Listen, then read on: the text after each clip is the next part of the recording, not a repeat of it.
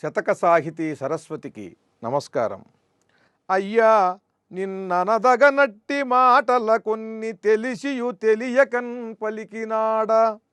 తండ్రివి నీవును తనయుడ నేనౌట, నిన్ను నేనును నన్ను నీవు అనిన తప్పుగాదు.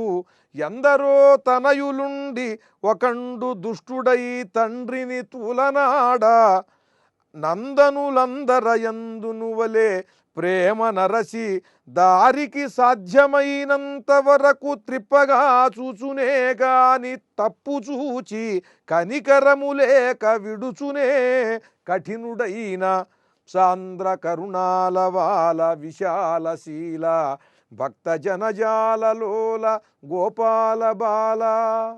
ఓ గోపాలకృష్ణమూర్తి, నిన్ను అనరాని మాటలను అధిక్షేపములుగా, చమత్కారములుగా, రకరకములుగా కూడా తెలిసి తెలియక కూడా నిన్ను అనరాని మాటలు అన్నాను. నువ్వు తండ్రివి, నేను కుమారుణ్ణి. తండ్రివి నీవును తనయుడనే నౌట, నిన్ను నేనును నన్ను నీవు అని నా తప్పు కాదు. నీవు నా తండ్రివి, నేను నీ కుమారుణ్ణి. కొడుకు తండ్రిని ఒక మాట అన్నా ఆ తండ్రి అర్థం చేసుకుని క్షమిస్తాడు. అలాగే తండ్రి కూడా కుమారుడు చేసినటువంటి తప్పుని గమనించి మందలించవచ్చు. అదేమీ తప్పు కాదయ్యా. నువ్వు నన్నన్నా నేనన్నా ఇది లోకంలో సహజంగా జరిగేటువంటిదే కనుక నువ్వు తండ్రివి, నేను కుమారుణ్ణి గనక ఇందులో తప్పేం లేదు. ఎందరో తనయులుండి ఒకండు దుష్టుడై తండ్రిని తూలనాడా.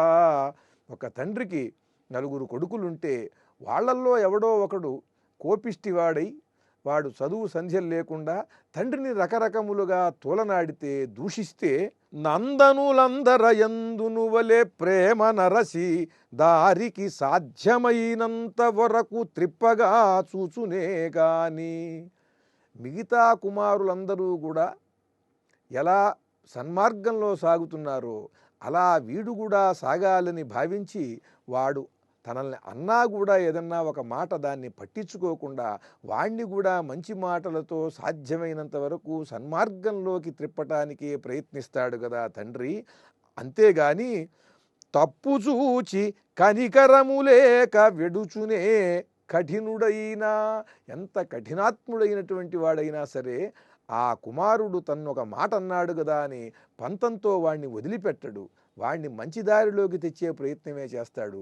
అలాగే నా అధిక్షేపములలో, చమత్కారములలో, నిన్ను వర్ణించిన విధానములో, ప్రస్తుతించినటువంటి విధానంలో ఏవైనా నేను తప్పులు చేసినా సరే ఆ తప్పులన్నిటినీ కూడా క్షమించి నన్ను అనుగ్రహించమంటూ కృష్ణం వందే జగద్గురుం.